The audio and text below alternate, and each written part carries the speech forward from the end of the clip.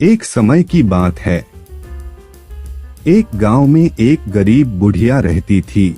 वह पूरी तरह से अकेले रहा करती थी। उसका कोई भी नहीं था, ना बाल बच्चे ना कोई रिश्तेदार।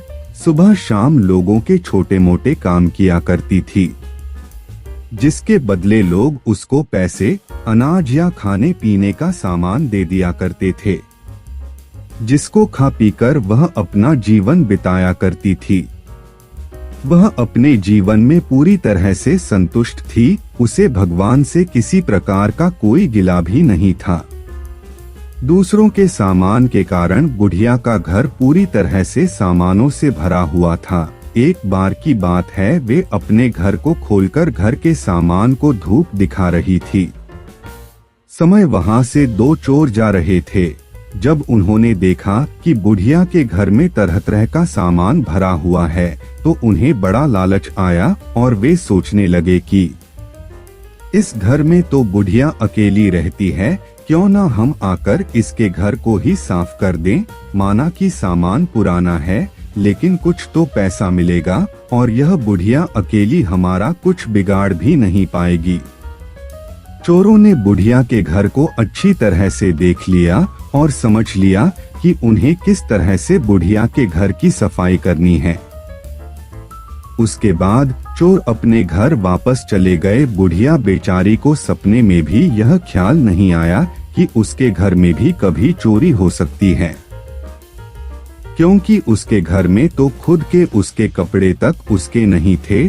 सब कुछ गांव वाले उसे दिया करते थे, जो वह अपने घर में रख लेती थी। खैर कुछ दिन बीत गए और एक दिन रात में चोर अपने दो साथियों को लेकर बुढ़िया के घर पहुंच गए। कमाल की बात यह थी कि उस दिन सरपंच ने बुढ़िया को चावल, दूध और चीनी दी थी और बुढ़िया बहुत खुश थी। बुढ़िया ने खुशी खुशी अपने लिए खीर बनाई और खीर बनाकर वह उस खीर को चूल्हे पर रखकर सोचने लगी कि अभी तो खीर बहुत ही गर्म है, जबकि थोड़ी ठंडी हो जाएगी तब आराम से खाऊंगी।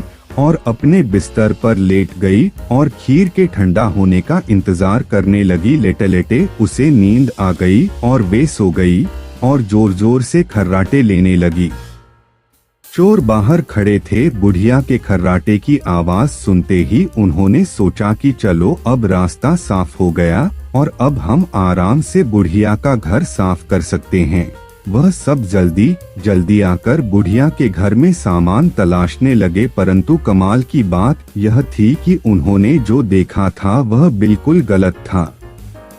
बुढ़िया का घर तो सामान से भरा हुआ था, किंतु एक भी सामान साबुत नहीं था। हर सामान टूटा फूटा, पुराना और खराब था।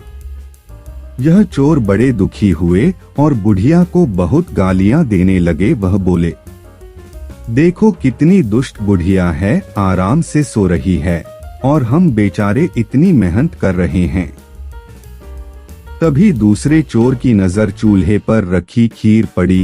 गरम गरम खीर को देखकर चोर ने कहा, चलो बुढ़िया के घर कुछ और नहीं मिला तो कम से कम खीर तो है, और वह उसको खाने लगे। जब वह खीर खाकर जाने लगे तो उन्होंने थोड़ी सी खीर बुढ़िया के लिए छोड़ दी, किंतु जब उन्होंने बुढ़िया की तरफ देखा तो उसका हाथ खुला हुआ था, जैसे वह कुछ मांग रही हो। साथ ही उसका मुंह भी खुला हुआ था, जिसे देखकर चोरों ने सोचा कि बेचारी बुढ़िया लोगों से मांग मांग कर अपना जीवन बिता रही है, लगता है बहुत थक गई है और खाने के लिए खीर मांग रही है। आखिर उम्र में है तो हमारी माँ के ही बराबर। और बिना कुछ सोचे समझे गरम गरम खीर बुढ़िया के मुंह में डाल दी। गरम गरम खीर मुंह में पड़ते ही बुढ़िया जोर से चिल्लाई, हाय दैया, मार डाला मार डाला मार डाला। बुढ़िया की चीख सुनते ही चोर डर के जल्दी जल्दी छुपने लगे।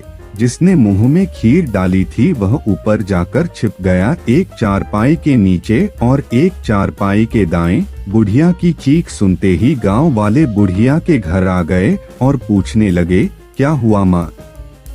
बुढ़िया बोली, मुझे क्या पता, ऊपर वाला जाने। यह सुनते ही ऊपर छिपा हुआ चोर बोला, अरे भला मैं क्यों जानूं, तुम्हारी चारपाई के नीचे छिपा चोर ना जाने। यह सुनते ही चारपाई के नीचे वाला चोर बोला, मैं ही क्यों जानूं, चारपाई के दाएं छुपा चोर क्यों ना जाने। और इस तरह से तीनों चोरों ने खुद ही अपना पता गांव वालों को बता दिया और फिर गांव वालों ने उन्हें पकड़कर खूब पिटाई करी और वापस भेज दिया। उसके बाद से चोरों ने कान पकड़ लिया कि आज के बाद कभी वह चोरी कभी नहीं करेंगे। चोर चाहे जितनी भी कोशिश करे अपने आप को छुपाने की, लेकिन वह फिर भी पकड़ा जाता है। इसलिए हमें कभी चोरी नहीं करनी चाहिए और अपने बच्चों को यही सीख देनी चाहिए।